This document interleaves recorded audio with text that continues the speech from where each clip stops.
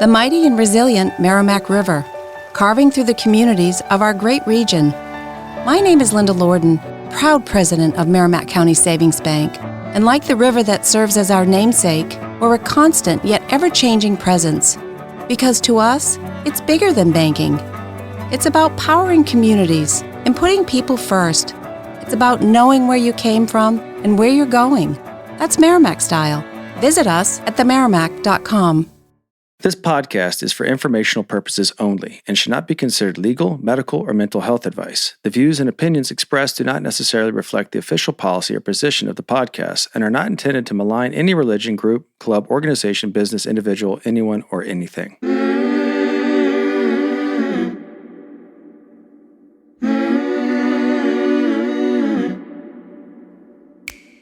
I'm Sarah Edmondson. And I'm Anthony, air quotes nippy, Ames. And this is A Little Bit Culty, a podcast about what happens when things that seem like a great thing at first go bad. Every week, we chat with survivors, experts, and whistleblowers for real cult stories told directly by the people who lived through them. Because we want you to learn a few things we've had to learn the hard way. Like, if you think you're too smart to get sucked into something culty, you're already prime recruitment material. You might even already be in a cult. Oops. You better keep listening to find out. Welcome to Season 6 of A Little Bit Culty.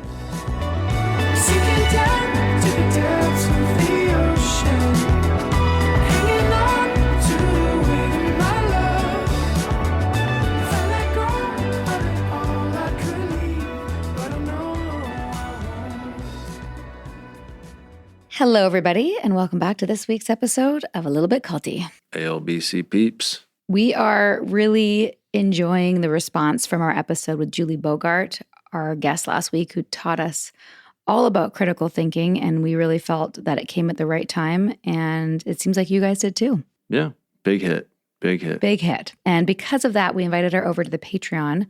There is a live Zoom Q&A option for our guests there on the Patreon, and that will be the week after Thanksgiving. We have a new Monday Zoom Power Hour once or twice a month that we've started up. So if you want to ask her some questions or share your stories or glean some more wisdom from Julie, please do join us there. Yeah, and if you're ever on Patreon, go ahead and start posting your questions. We'll put something up there where you can ask the questions underneath it. And what else do we have to say? There's some kind of breaking news in Canada. It looks like there is going to be some legal action towards criminalizing coercive control. I will share that link on our Twitter, and I'm really happy to see that. And hopefully they can understand what coercive control is so they can hold it accountable. That's the goal. That's going to be another.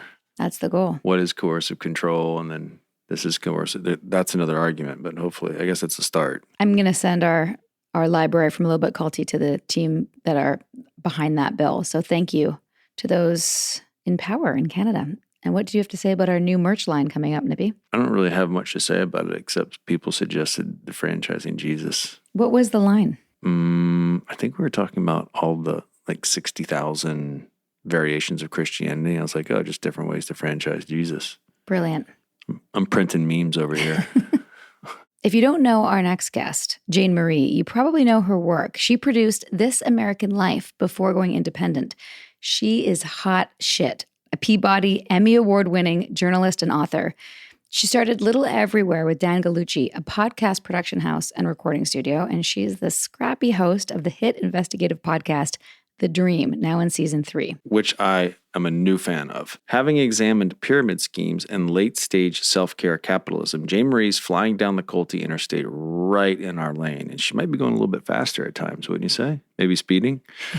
This season, she's giving the side eye to all gurus and life coaches that promise new and improved secrets to living our best lives as they empty the pockets of working-class people. There's also lots of fun NXIVM crossover for you NXIVM nerds out there. Some references to NLP and stuff that is literally straight out of the modules. You're going to enjoy this one. We certainly did. In fact, we've been following The Dream since we started this podcast, and there's so much to absorb. And if you want to dive more into MLMs in our library, you can check out our episodes with Emily Lynn Paulson, who describes Suburbia Mom Squad MLMs, Douglas Brooks, an attorney who represents victims of the schemers, and Roberta Blevins, who testified against Lula Rowe. Today, we're here with Jane Marie. Her forthcoming book, Selling the Dream, dives deep into all of it. You can pre-order it at jane-marie.com. Jane Marie's here to talk about charismatic leaders, the American dream, prosperity gospel, and how smart, normal people end up in cults. We are so excited to chat. Welcome, Jane Marie, to A Little Bit Culty.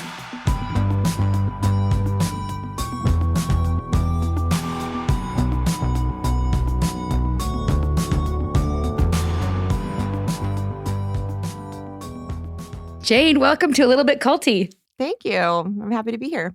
I was so excited because I've been listening to The Dream since, I guess, since it came out. Since it came out. And then when we started our journey and people would always inundate us with have you looked at this? And sending us resources. So many people sent me The Dream, especially referenced in our episodes on MLMs. I was like, well, if you want to do a real deep dive, check out this series. So we've sent people there. It's so good. It's so informative. Love it. Oh, thank you. People ask me, what's your favorite podcast? And I'm like, I only hear my podcast because it takes so long to make it. Yeah. Then I come out of the podcast hole and then I have to make somebody else's podcast. Totally.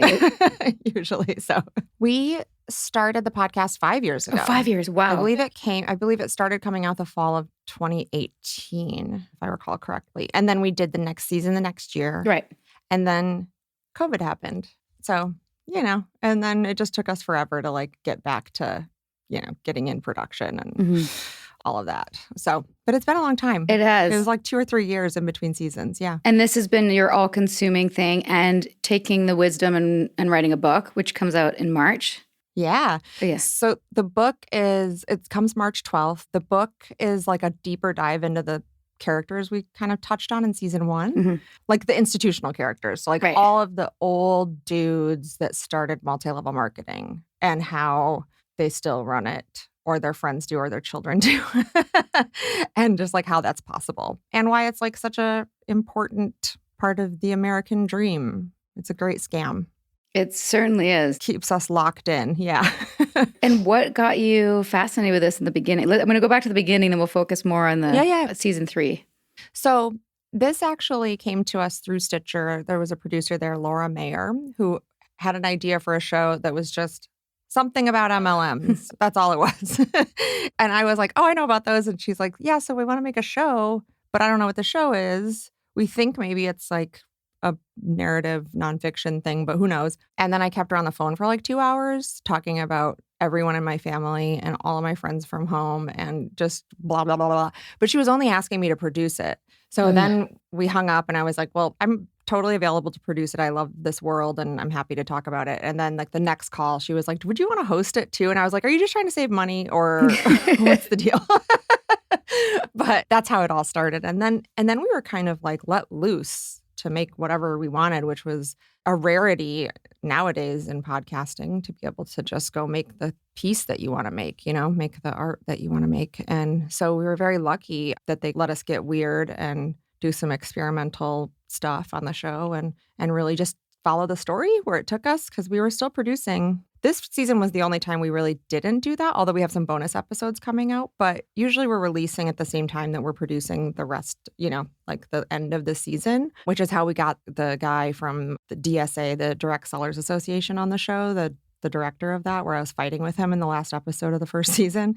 He heard the show as it was airing and called and was like, I want to come on your show. And I was like, no, you don't. But yes, come in, please.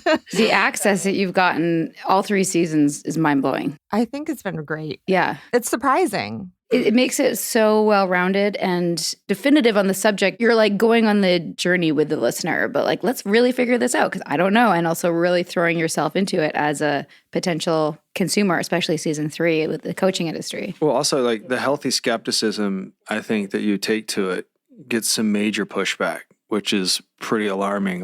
You're asking practical questions and you're getting some pushback that's just totally irrational. And I think it's so good for the audience to see that and for me to see that. And I think a lot of times those people expose themselves with just basic questions.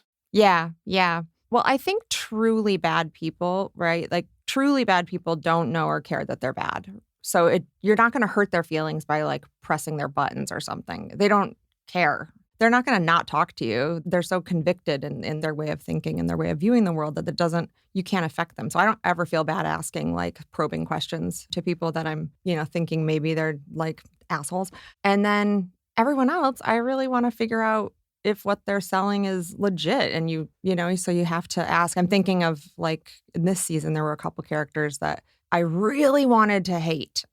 And I couldn't, once I was like face to face with them, the guy who does NLP, John James Santangelo, he's still texting me like weird memes. And he's like being like a dad to me all the time. Like, are you, like sending me little truisms in the morning and stuff. I don't know. He's trying to change your state. He is trying to change my state. But what I was telling him over and over again is like, I feel like you're trying to change my personality. Like you're trying to change everything about me. I was going to get into this later, but since you brought him up, that episode in particular was incredibly cringy for Nippy because not only was it reminiscent of NXIVM, we were taught that some of the tenets were based on NLP, but because I never studied NLP before, I didn't realize like when he was telling you what NLP was, like that was verbatim what we taught people. 2 million bits of information, 7 plus or minus, internal representation, blah, blah, blah, blah. Like, I was like, oh, we were just teaching NLP. Like, I didn't realize how, like, directly stolen it was. I think NLP is directly stolen. Yeah. It's just a mishmash of, like, a bunch of other people's ideas, right. And it's just, like, kind of cobbled together, like, these not that complicated ideas. Mm-hmm. But, like, if you package them in, like, a system, it seems like something. Mm-hmm. Which but was it's like not everything something. NXIVM was. It was just cobbled together ideas put in certain sequences. Yeah, that makes it seem like it's something substantive. And it's like just a way to make money. I don't know if you know the story. Nancy said that she studied with Bander and Grindler in a lot of our That things. was in her resume. Like, she was very proud of that. And for me, and I'm somewhat embarrassed to admit this, I was like, oh, you studied with the Origin founders. Cool. But when you were like, describing like that it was done in Santa Cruz and the hippie. And I was like, oh my God, I basically just handed my authority off. And based on like papers, research that has been debunked and based on like all kinds of, just it's anecdotal, most of it. And it's fun though. I had a lot of fun talking NLP language with this guy. I thought it was hilarious. Does any of it stay in your life? Do you change your state ever? Or like, do you just like, forget it all? It's crazy. I was like, am I supposed to do that? When I asked him, I was like, am I supposed to be doing this like 100% of the time? Like, I'm not going to remember to do this like in line at Starbucks. Like if someone's being a jerk to me, I'm not going to, you know what I mean? I'm not going to like shake it off. But I already was trying to do the don't say can't and don't say but, say and. I'd been practicing that. But that was like something my therapist taught me. Again, like I'm saying, it's all cobbled from all over the place. And it was more of a like way to not shut down if I'm having an argument with someone. And you want to keep arguing or keep like having the discussion, say and instead of but, because but will like close the argument. So it wasn't even for the same reasons. Like he wants to get rid of the negating words, or NLP wants you to get rid of the negating words to reach some sort of goal or like to change your state of mind. And my therapist was just teaching me, no, you get rid of those words so that the person who's like really sensitive on the other side of your conversation doesn't leave the conversation, Right. And you can keep having the argument you need to have. Embarrassingly, I will say, I think I do change I'm not like, I'm going to change my state now, but like, I think it is still part of my life when I'm feeling like sluggish and unmotivated. I like think of something that motivates me to motivate myself, like that kind of thing. But that's also just like, okay, make your bed in the morning. Yeah, You know what I like? Get out of your pajamas. Like that's not for me. It doesn't feel like a discipline. Like That's it doesn't true. feel like an academic. But there's plenty of people who believe it is. But like I said in the show, Wikipedia says it's a pseudoscience. It's the first line it's not of a the hard Wikipedia science. article. Yeah, no, I think it's definitely sketchy and clearly manipulative. Well, they're messing with language too. Like I think anything that tries to mess with the tools of language, which are the tools of thought, just proceed with caution. Yeah. And I'm sorry I derailed our original plan because I wanted to kind of like go through the seasons. But back to season 1 for a second, because so many of your friends and family were so, mired into the MLM world. Are still. Still, right. So how was that for you, like kind of exposing it for what it is and having these people that like are so into it? Asking for a friend, are we? Asking for a friend who may or may not. It was fine. Yeah, they were okay with it? Yeah. For my closest friends and family, they have known me for 40 plus years, and it's not out of the ordinary for me. We've had conversations like this my entire life, whether it's like about MLMs or Jesus or whatever.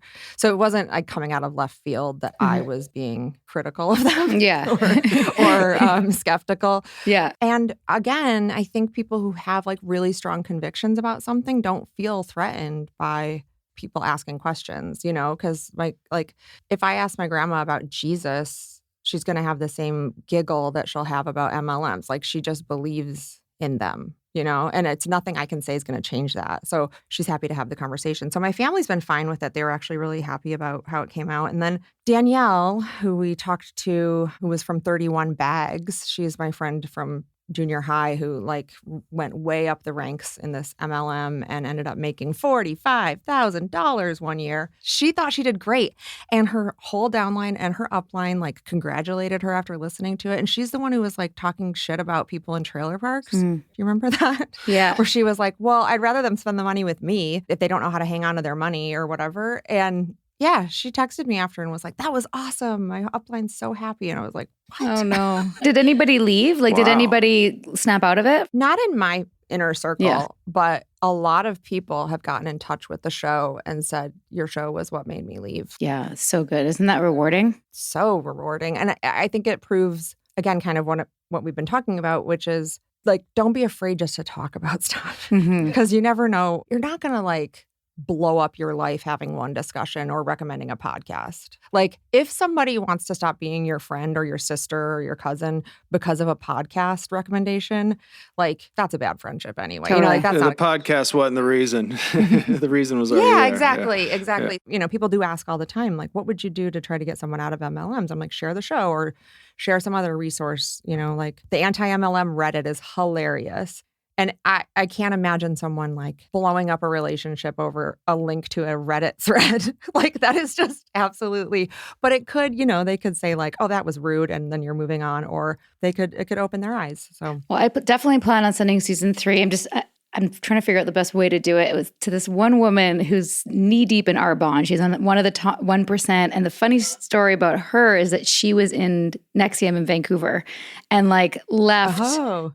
I'm not going to say her name to be. I don't think you remember her. She's an actress, and she left early because she thought it was like a little weird and culty, and was very. And then she was in Arbonne, and now she's deep in Arbonne, and like does all these exploitative videos of her and her babies and reaching her goals with her babies, and it just makes me want to barf. Well, so for the people who haven't heard the show, the second season's about wellness. Yes. Then the third season's about life coaching, which kind of combines the first 2 seasons, where it's, you know, a lot of wellness talk. And Arbonne's one of those wellness MLMs. It does both, like doTERRA, like Young Living Oils, like a lot of the supplement MLMs, you know, products and services where you need to believe. Yeah. The believing in something is like Dogmatic. really fundamental to multi-level marketing, to life coaching, to wellness. The placebo Having effect faith. of all those things. Yeah. We did an episode about the placebo effect in the second season too. And I came away feeling really good about the placebo effect in that if it works, then that's the same as a good drug, right? Like if the placebo effect fixes your problem, then who's complaining? Right. So for the most part, the placebo effect is great. You know, if it works on you. It's not great if the person giving you the placebo is charging an arm and a leg and knows that they're, you know. If there's a huckster. scam. Yeah. So our show basically focuses on abuses of power. It's kind of, so we beat our audience over the head with that term a little bit. Yeah. But I think the reason we do is because the abuse of power and cults aren't proprietary to cults. They go on everywhere, and your podcast goes on that. So what are the consistent abuses of power that you see in all your 3 seasons and your 4? And why do you think people do it? Are you optimistic that it can be stopped? And if so, how? Okay. This is fun because the next season is really getting into this like character study, right? Of who are the people that are the scammers and who are the people who get scammed? Like, what is it about us? What happens to us in early childhood or chemically or biologically? What makes us one or the other of those things? And some people have both, you know? Some people just start out as the sucker and then become the one that suckers other people. What's been consistent is, here's the thing. It's like a lot of people who are in the position of power are not honest. So with themselves even. And a lot of them have narcissistic personality disorder. And that's true. Like, I'm not making that up and guessing. Like, there's been studies about people in all different industries and like how narcissistic they happen to be if they're doing this certain thing. So, and narcissism is all a facade. It's all a lie. But to the person themselves, like, they don't know that they're lying about the world and their place in it. That's the hardest thing for people It's to get their different head than a around. sociopath. Right. Yeah, it's different than a sociopath who knows they're lying and doesn't care. A narcissist really has this like whole belief system built up to protect themselves because they're really like the most vulnerable people on earth. And so they have this whole thing, and they can't tell that they're fibbing, right? Who believe in a meritocracy and the American dream. They believe in rugged individualism. They believe in American exceptionalism. They believe all of the stuff that all of us were told growing up by a system that needs us to believe that stuff in order to keep contributing to the system so that the people at the top stay rich, right? But for the vast majority of Americans, you don't really change your station in life. You know, you don't die that differently than how you came in or from that far away from the people that you came from. And I wish we were okay with that.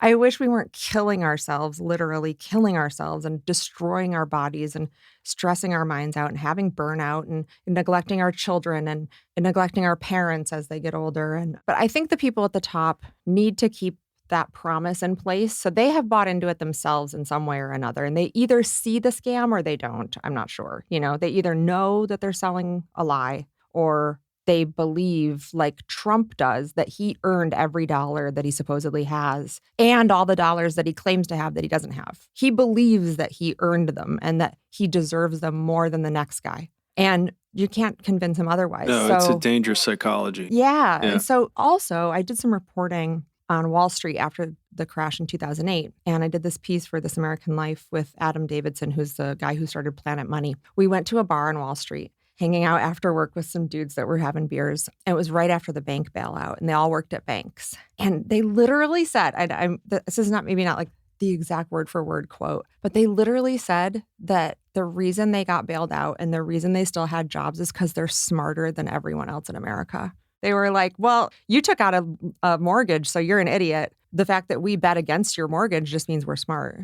And I was like, oh my God. And that's Trump, right? He's just smarter than everybody That's else. a system of guys like that. So I'll share a little anecdote. When I got done with school, I played football in college, and a lot of my friends were kind of the jocks. And those are the guys that went into the banking. And I remember having a conversation with this alumni who told me he could have me making 85 my first year out. And this is 1998. And I remember walking back. What, selling OxyContin? Yeah. Well, no, it was just, it was the bank that he worked for. And I remember walking back to the dining hall and taking the proverbial fish hook out of my mouth and going, dude, that's how they get you. Like, they promise you that. And I remember thinking, and a lot of those guys that, I went to school with ended up going into that field. So your impression of them? All my brothers and I played football in college. And we watched a lot of these guys go into this world, and we go, did he become Big IB? And we're like, what's that? It's like, big investment banker guy now wearing suits and like, what's up, guy? And you're like, oh, you Big IB now? Yeah, you Big IB? And he's like, oh, it's going to go to the Big IB party tonight? That's right. And it was just like this joke they all had. But suffice to say, I really appreciate Nippy's impression. These guys, 5 to 10 years in after we know them, they were guys I didn't want to know. They had justifications for everything that was going on. They were well fortified in their belief system. There's no diversity of thought. And it is a criticism. And I'm not saying I'm those things per se, but I just felt like so glad I didn't go that route. We're the cult route instead. We're the cult route. Cult route. Let's do that. And It's I was sanctimonious about changing the world. Yeah, exactly. I was like, it's not that different. But I was just thinking about one of the characters at the top that we talked to this most recent season, who is, again, she has since passed, and we addressed that in the final episode. But she really, really believed that she was smarter and harder working than 99% of humans.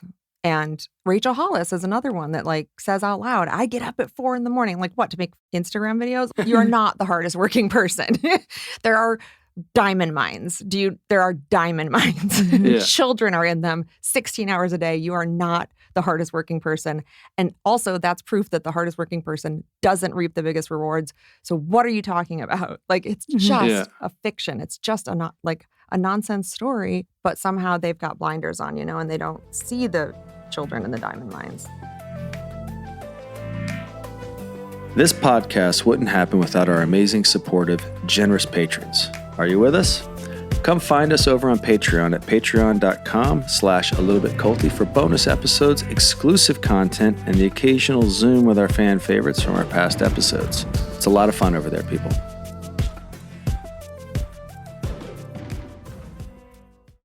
Meals bring people together, but for many families, providing their next meal can be a challenge.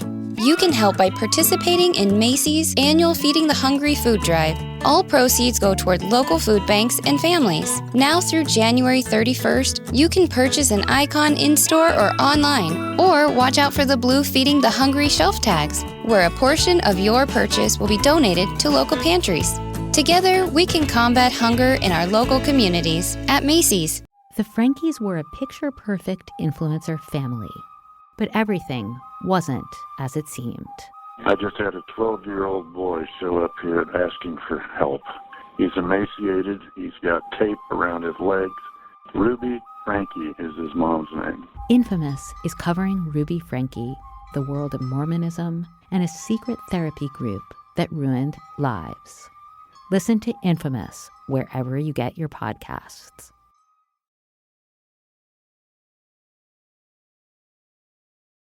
You've heard from our sponsors. Now let's get back to A Little Bit Culty, shall we? I think a lot of that also is that the higher up you get in those systems, there's nobody around saying like, oh, maybe it's a bad idea to, like, there's nobody saying no. That's the culty aspect that we've noticed, is that like David Miscavige. Oh, yeah. Tom Cruise. You have a fan base.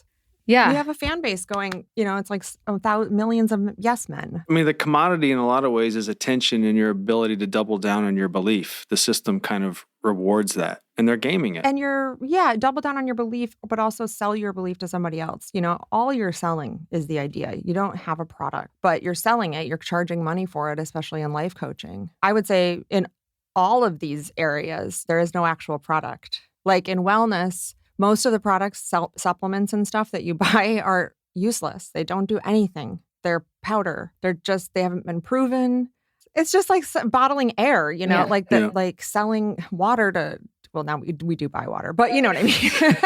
It is just selling a placebo, and the success in that comes from being able to convince the buyer that there's really something in there. Yeah, I just sharing personally, and because I do think I'm a good test market for this, as somebody who I just finished my green juice with my ginger and lemon, and I went back to listen to episode 2 because I had some extra time yesterday, season 2, and I was listening to the supplement part last night as I was taking my probiotics, my immune boosting shit, my nighttime proprietary blend of things, and I was like, fuck, I really don't know where any of this comes from or what. And I didn't know that any of that about the I didn't either. FDA. I kind of consider myself a little bit informed in that, and that was very you realize you weren't? I was shocked to know that CVS, nothing in CVS. I mean, we've just learned this in a big news story this past couple weeks, I didn't know. With the phenylephrine. No, I didn't follow. Tell us. The most popular common decongestant on the market. It's in every cold medicine. It's phenylephrine. It came in after epinephrine, I believe, was taken off the market because people were making meth out of it or whatever. So they took that and put that behind the counter and then replaced it with phenylephrine. And then a study just came out that it does absolutely nothing. We've been buying it as a main ingredient in our cold medicine for 20 years. Wow. And it doesn't do anything. So even stuff that's packaged and labeled like Robitussin or Tylenol PM or all that stuff has things in it that are just totally superfluous, don't do anything for us, but we keep buying it. And it was a shock to me to find out that all of those rows and rows and rows of supplements and medicines, you just are kind of having to trust the manufacturer that they did their research in every aspect. They did their research on sourcing the materials and the products. They did their research on the scientific side of things. They did their research on what they're allowed to say the thing does legally, because the FDA doesn't have to pre-approve anything. And we won't get into the whole thing because that's obviously the big arc of season 2. But to summarize for those who are just wondering what we're talking about, because I didn't know that. I thought that the FDA regulated all of that. They will if someone dies. The parallels I noticed between listening to your podcasts and what we've discovered is a lot of these abusive systems hijack the apparatus or instrument that can hold them accountable, right? And they actually get government agencies that should be holding them accountable as advocates and defending them. Yeah. There's a revolving door between the FTC and multi-level marketing. And they for work sure. with each Like, other. People, guys will come out of the FTC and go be a defense lawyer for an MLM and then get done with that and go back to the FTC. Oh nuts. my God. And after doing 3 seasons now, what was your biggest aha in terms of recognizing how religion and the prosperity gospel and MLMs all fit together? It's the belief in the system that we're being sold. And by sold, I mean actually spending money on, this system that really benefits very few people, but we all have to buy in for those few people to get the rewards that they feel they deserve. So I think being a woman of very little faith in anything, like there's lots of people like me who would never necessarily fall for something like an MLM. Cults, I think, are a little different. I do think that there's more overt trickery happening with cult leaders. I do think there's like a little magic going on. And I experienced that a tiny bit with John James Santangelo and the NLP guy when he was sitting in here. I do think there's like some mind control stuff happening that maybe you wouldn't see at the beginning of an MLM. You would have to go. There's only a few MLMs that I know of that dabble in that sort of stuff, and you get there years later when you've already dumped hundreds of thousands of dollars into it. And then they tell you to go to a seminar and then you start getting mind controlled. But yeah, so I think that that's a little bit different. I think that these other ones, though, just run on like greed and people wanting to be beautiful and skinny and live forever. Mm-hmm. Like pretty vapid stuff, It's vapid You culture. guys wanted to change the world. I don't think anyone in MLMs or, Well, we were an MLM that wanted to change the world. Right. That's true. Pretended And I was to. bummed they didn't focus on that very much in the documentaries, the MLM part. I should send you a copy of my book, but I was in an MLM before Nexium. Yeah, that's probably part of why you were okay with Nexium too. 'Cause, Yes. like the chances of getting into a second MLM go up like, how like your second divorce fails or whatever? Yeah. Or your second marriage. If you get one divorce, then you're going to get a second divorce. Yes. The MLM thing is like that. Like once you're in one, you're like prime target. Except ironically, we were told it wasn't an MLM because Keith said MLMs are inherently unethical. And he's the most ethical man in the Maybe world. he didn't know what an MLM is. It was a hugest head fuck. I was like, oh, so it's not an MLM because this is because he started it and he's ethical. Therefore, this has to be ethical, which makes it not an MLM. But everything he told us about MLMs and why they were unethical was true. A lot of things you talk about in season 1 in terms of like the distortion of value with the product and the compensation plan and how it's not like equitable and blah, blah, blah. Anyway, I did thrive in it because of my MLM experience. And I already knew how to like follow up and recruit and blah, blah, blah. Yeah. I mean, that was fascinating this season talking to Jennifer Ryla about like how good she was at recruiting. She wasn't that good at making money, but she had no problem like asking literally everyone she knew and everyone she saw and anyone she had an email address for, if they wanted to join her team. And I would be so mortified. Remind me how you found her. Was it through TikTok? I found her on TikTok. Yeah. I just like random. And she happens to be from Michigan, which is where I do all my reporting apparently on the show. It's a good place to report from. Yeah, because my family's there. Yeah, no, I just found her like so randomly. Like she was on my For You page. She just got fed to me by the algorithm. And then we became friends now. I think she was only out of Arbonne for like 3 months or something when I found her. Arbonne and Rank Makers, Right. The life coaching thing. Right. So for our audience, Jane interviews Jennifer as she's like admits, sort of like takes us back through her whole recruiting process and how she was recruited and how she, rose to fame in the industry. One of my favorite moments was hearing her confront Dan, her coach, and basically say, this is bullshit about his like manipulative coaching plan. Ray Higdon. That was awesome. It's Ray Higdon. Yeah. Oh, sorry. Right. That was awesome. Sorry. No, it's okay. Dan's my co-host. but Okay, yeah. sorry. Yeah, no, it's okay. We don't want to confront Dan. Dan is a great co-host. Dan's great. And so many people like in our position, when they realize they're being manipulated, they get out of there. They never get to confront, So it was very rewarding. She surprised herself. She Yeah? didn't even know she was going to do that. Like, she didn't go into that meeting planning anything. I think that a lot of us, in a situation like that we get out of, we, in retrospect, wish we would have Yes. been able to confront the person, but in reality wouldn't have, like, you're like, oh, I wish I could have had the guts to do that thing. And I just didn't in the moment. And it's more important to get away. Mhm. She had no idea she was going to say that. Like, that just Good for her. That was flew out of awesome. her mouth before she could put it back in. Yeah. But it was good. Yeah. It was good because it severed the relationship immediately on the spot. Like it was a point of no return Yeah. for her, which was really good. And it Yeah. also really showed the gaslighting like immediately. Sarah, listen to this. Yeah. You know that I never said hate part. Yeah. Remember that part? Yeah. And she's going, I never said hate. And he's like talking over Yes. her and then telling her that that's a strong emotion. And if she's been hating this for so long, she should have said something before. And he uses the word hate like a dozen times. And she keeps trying to say, that's not what I said. I never said hate. The men and the women on our staff had such a completely different interpretation of what happened in that moment. Really? Like the women were all like, he's so gaslighting her. And the men were like, well, no, he's like reading the situation. And we were like, she never said hate. Yeah. Like the men in our editorial meeting were just like, what do you mean? What, she does hate it. And we were like, she didn't say that. No. He put words in her She said- mouth. He put words in her mouth and then yelled at her about it, you know? And like, it was so weird that we just had like such a different take on it. You know what? Well, that would answer a little bit of the questions we're asking. Yeah. But also like, even if she had said hate, even if she was like, I've hated this is shitty. Him saying, why didn't you say it sooner is gaslighting. Like, it doesn't matter why you didn't say it. I'm saying it now. You're a fucking asshole, you know? And to say, well, why didn't you tell me I was an asshole sooner? Mm-hmm. That's not relevant to the point. No. Yeah. It's putting it back on her. There's also an answer to that question. Yeah, too. totally. Yeah. I didn't say anything sooner because I was blinded by your fucking lies, you bullshit liar. Her losses also were they're real. Like, she has children and it's thousands and thousands and thousands of dollars. Yeah. She's pouring into this project and basically being told, you know, I keep thinking maybe I should do a season about like student debt, because how different is it really, you know, that we're all told just spend 4 years at this institution and you come out with a piece of paper that says you can get a job. Well, that's not true anymore. I know you said you already have season 4 in the works, but I did have an idea for you that I think you could do. And it overlaps a lot of these things because of, you know, the Venn diagram of MLMs and coaching and blah, blah. Wellness and the trauma industry. Ooh, I like this.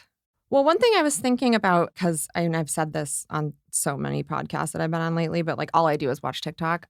So one thing I've been noticing on TikTok that I was thinking of writing about, maybe not doing a whole season, is just the armchair psychologist trend and how they repackage pretty common accepted psychological diagnoses and terms and conditions and things into like points of rage. Like, did you ever date a narcissist? And they're like, this is what they do. You know, like they're like amping up the abuse. That it's kind of similar to what you're saying, but like amping up the victimhood kind of thing to like create this community that can all sympathize with one another. And I'm not saying that people aren't abused, but it feels like the rage is bubbling, and maybe it's just because we're all mad about everything else too.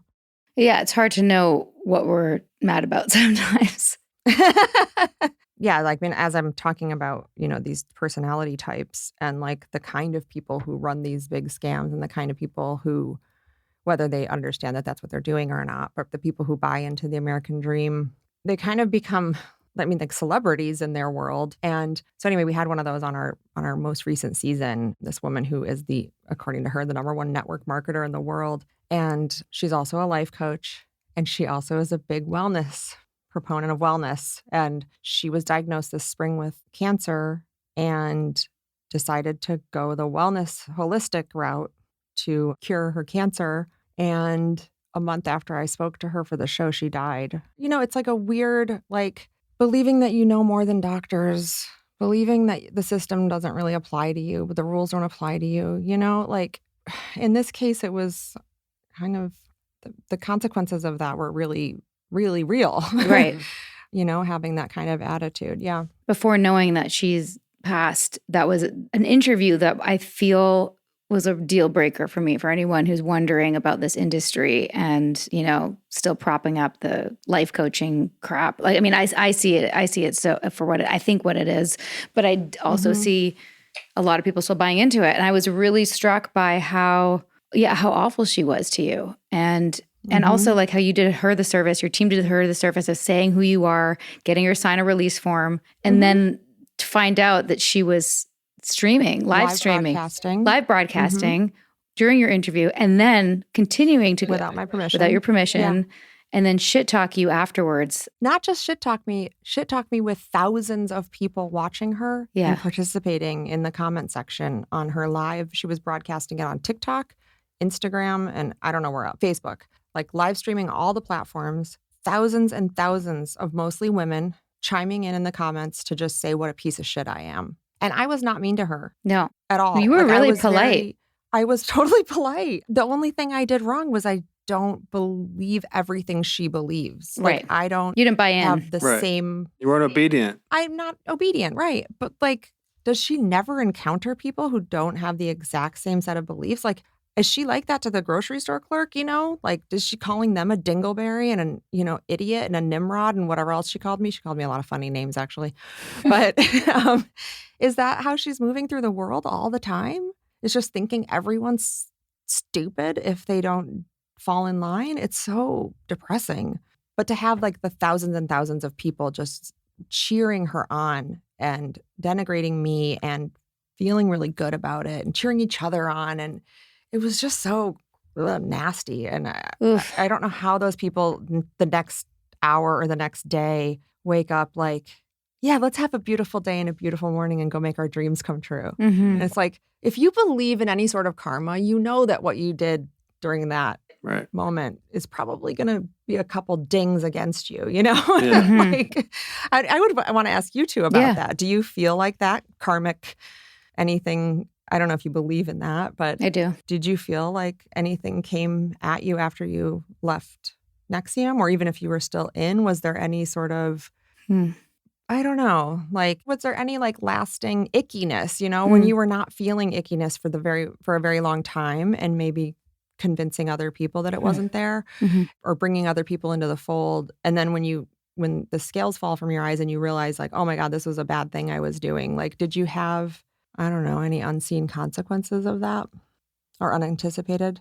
Well, I mean, I think reality gave us the karma that we earned, both good and bad. I mean, for me, I joke with Sarah, but before any of this happened, I was a slave to the laws of the cause and effect and how I made my decisions. I wasn't very spiritual, if you will, or believed in any of that tarot card stuff or anything. But after my experience, it's pretty undeniable for me that we were in the shackles of some dark clutches, whatever language you want to use, a dark force. And once we broke our shackles to that, like, I believe like what happened in reality happened like because we made some bad decisions and naive decisions and were part of something and unwittingly aligned with something dark. I felt immediately the light come in a little bit, if that makes sense. Yeah. Because I feel like Sarah and I, our hearts were in the right place. I don't think karmically there's anything that like, if you can quantify that, I don't feel like my character wasn't the problem for me in terms of how I made decisions. My blind spots and my naivety were the things that I was reconciling more. I didn't stay in the shame that long. My character wasn't really what was in question for me and people that knew me. Like maybe people who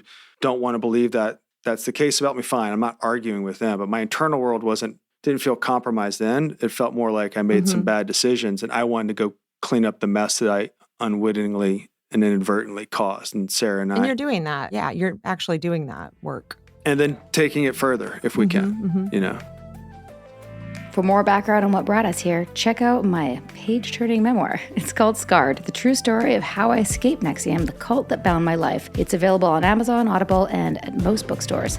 And if you want to see that story in streaming form, you can watch both seasons of The Vow on HBO.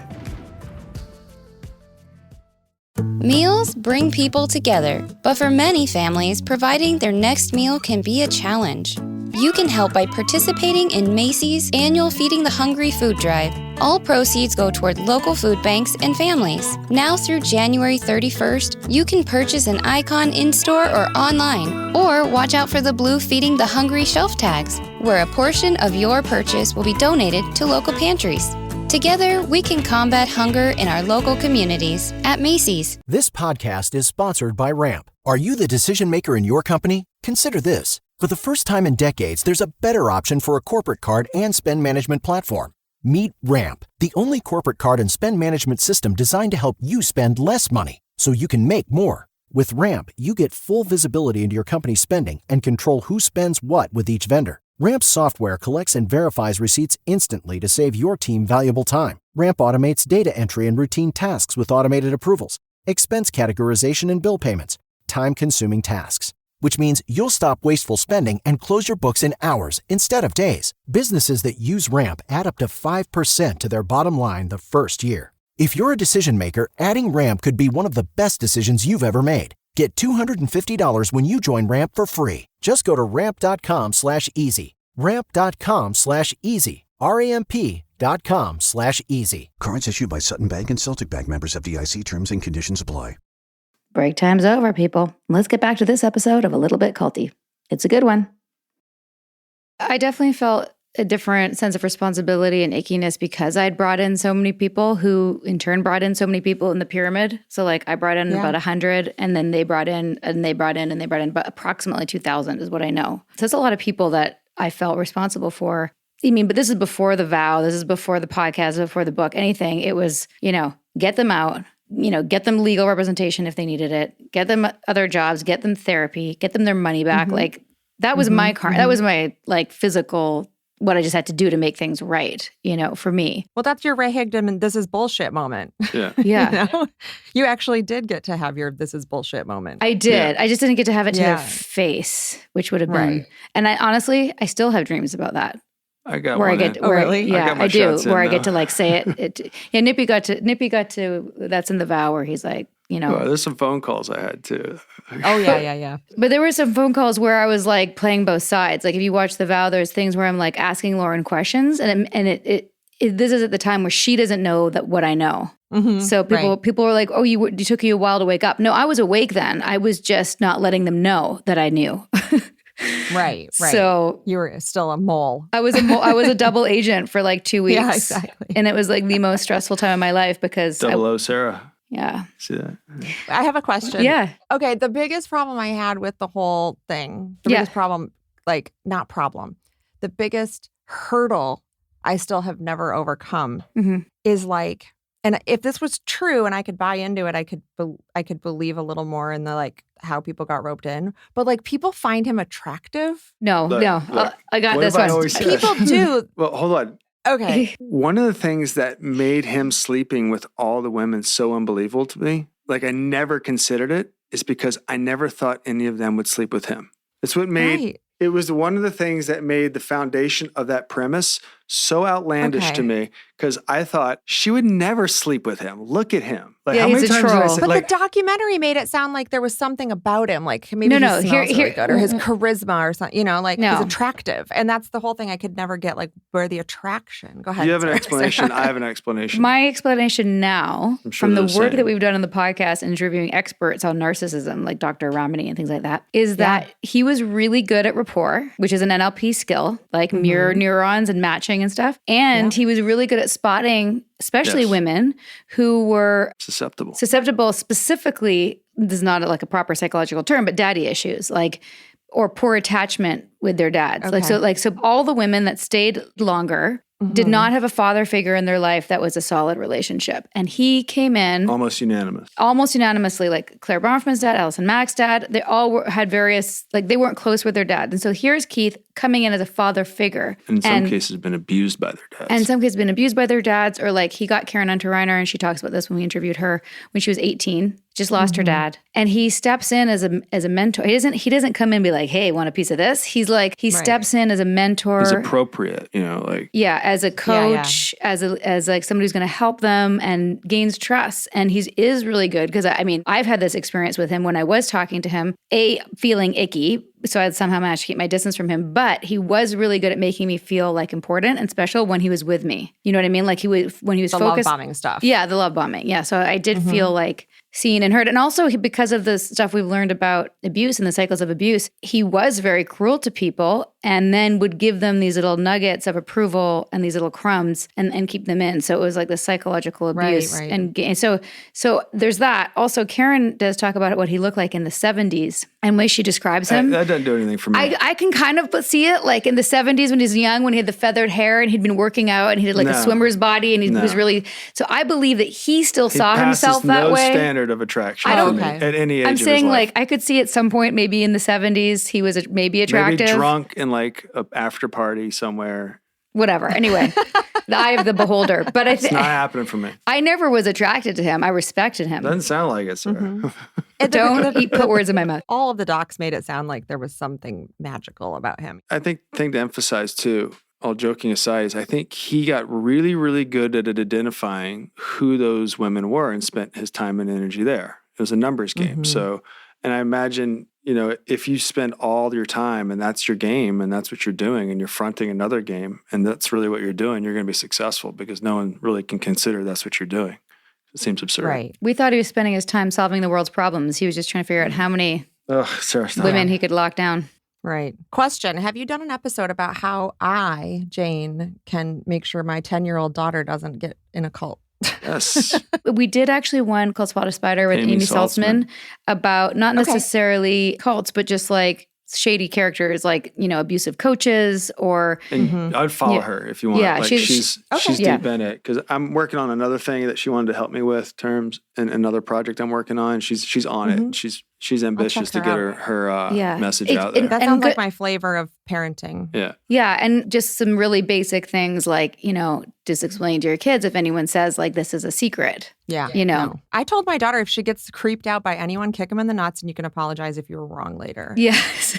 I'm going to take that on. But don't go along with them because you feel bad that you might be wrong about judging them. Like, right. If someone is scary, you need to get the fuck away from them. And however you had, bite them, scream, go tell on them to somebody or whatever. And if you're wrong, you can just apologize. Yeah. And but if you're not wrong, you might be dead. Yes. And one thing we've learned since, this is not from her, I'll share, and I tell all my friends this, you may have this already, is if they're ever in a place that they feel uncomfortable, they may not be able to tell you that they're uncomfortable. Like if Troy has an Apple Watch now, he doesn't have a phone, but he's an Apple Watch just to communicate with us. Don't give away this bat signal. I'm not going to give away the bat signal. In a conversation. I won't give it away. But they have to have a bat signal that the person they're with won't know that it's a bat signal, or if they don't have a phone, that they could call and say something to you that they need to be picked up. Yeah. If they can't say, I feel uncomfortable here.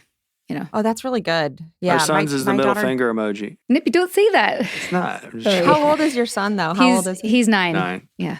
Okay. Yeah. And Goldie 4. just got her first phone, and it's not really hooked up to like a phone number yet, but we'll start doing that. Yeah. That's a really good idea. Yeah, some things like that and then that goes into teenage years. Actually, one of the coolest things that happened recently in my post-cult recovery weird space that we're in is quite a famous cult expert was hired by a family in Los Angeles whose kids were going off to college to like immunize them.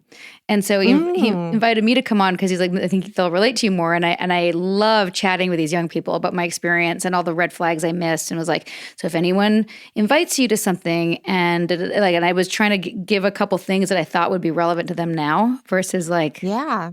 So I feel like that could be a next career. I can't remember who the author is, but there's a book called The Addiction Inoculation. Ooh, which I highly recommend. Sounds good. What's her name? Why is it slipping my mind? But it's a really good book about how to raise kids that don't have addiction problems. It's kind of similar, like here are the things you can do early on. Isn't parenting terrifying? It's terrifying. The best thing and the most terrifying thing. Especially now. But I'm sure every generation said that. They said that about our cartoons. Yeah. Is there anything else that you feel like our listeners should know? Oh, well, they should know that they can listen to the entire season. You can hear everything ad-free on Pushkin Plus.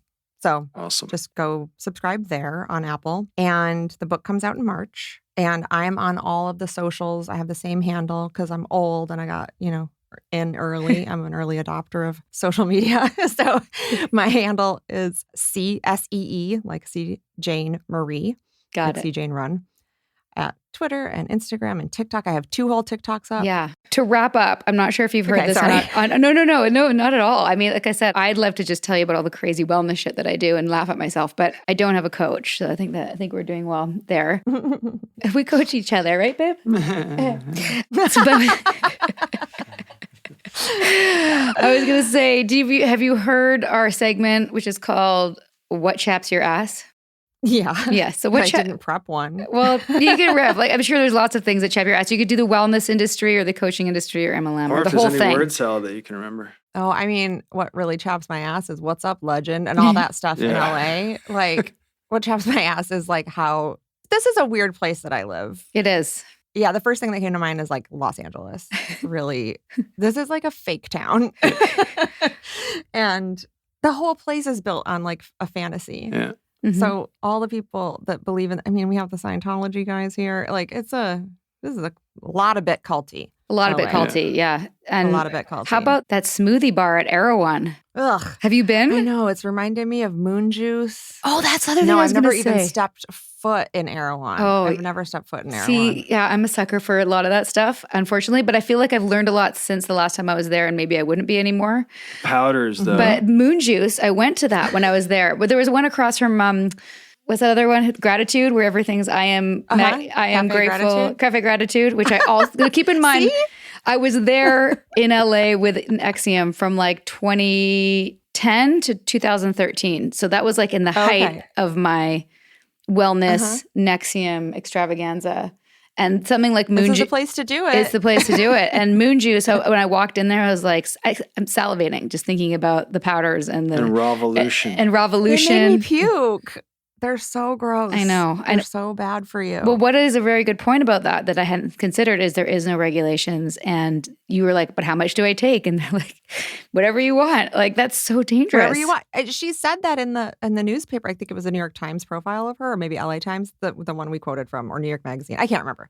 Big profile about the woman who started Moon Juice. And the reporter there asked as well, like, so what's the dosage or whatever? And she was like, I don't know, just sprinkle it on stuff. Like something that's supposed to change your body or your mind, like supposed to be a medication basically. And you're just like, down the whole thing. Have fun.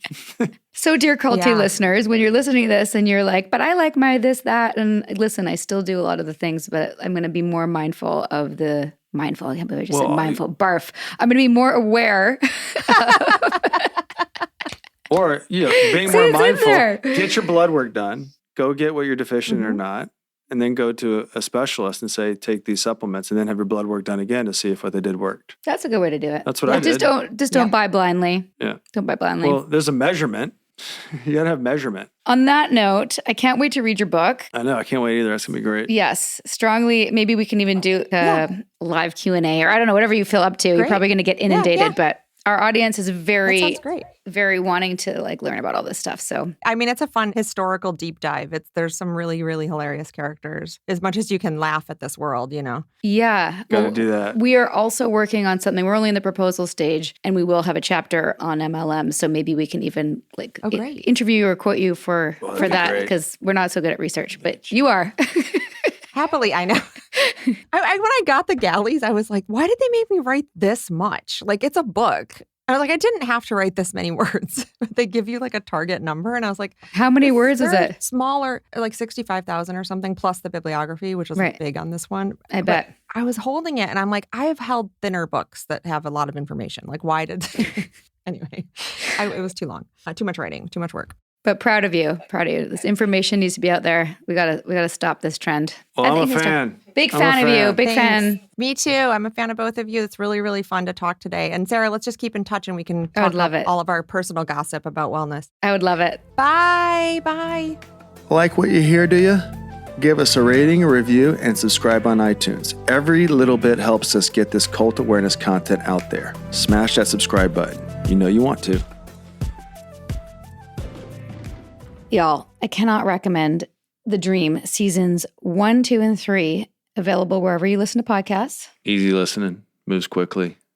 And the thing that I really like about her is that she's like obviously skeptical, and I think scrappy is a word that is used a lot, and she's, brave in her journalism, but she's also legitimately curious. Yeah. And I really appreciate that about her. She doesn't have an axe to grind. Or it doesn't seem like it when she's asking questions. It's a subtle axe, if anything. But it's also like an axe to grind. She's tapped into other people's skepticism around that and is kind of championing that skepticism. And I also just really love how the seasons build on each other and they are interwoven when you talk about MLMs and wellness. And was certainly eye-opening for me as somebody who takes a lot of supplements and vitamins to go, I really did not know. Like, I'm so educated now on cults. I'm recognized how uneducated I am about the wellness world and specifically the FDA and, their control or lack of control in supplements and how unregulated those things are. Lots of culty shit in that world. And I certainly learned a lot. So recommend it. Also kind of exciting. After we had her on, she invited me to be on her podcast, and that's going to be a bonus for season 3 of The Dream, coming out next month, sometime in December, probably. So thanks for having me on, Jane Marie. You are a badass. Scrappy Badass. Till next time, everybody. See you over on the Patreon, Instagram, and wherever you get your podcasts. Bye-bye. Oh, and happy Thanksgiving. Sinking down to the depths of the ocean. I'm hanging on to the weight of my love. If I let go of it all, I could leave, but I know I won't. Thanks for listening, everyone. We're heading over to patreon.com/a-little-bit-culty now to discuss this episode. In the meantime, dear listener, please remember, this podcast is solely for general informational, educational, and entertainment purposes. It's not intended as a substitute for real medical, legal, or therapeutic advice. For cult recovery resources and to learn more about seeking safely in this culty world, check out a-little-bit-culty.com/culty resources, and don't miss Sarah's TED Talk called How Cult Literate Are You? Great stuff. A Little Bit Culty is a Trace 120 production, executive produced by Sarah Edmondson and Anthony Nippy Ames, in collaboration with producer Will Rutherford at Citizens of Sound and our co-creator and show chaplain/bodyguard, Jess Tardy. Our show writer is Holly Zadra, and our theme song, Cultivated, is by John Bryant.